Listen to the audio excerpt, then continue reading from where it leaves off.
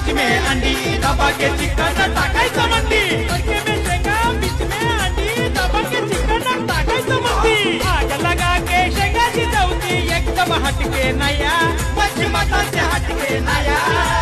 आया आया रे दादा पोपटी का सीजन आया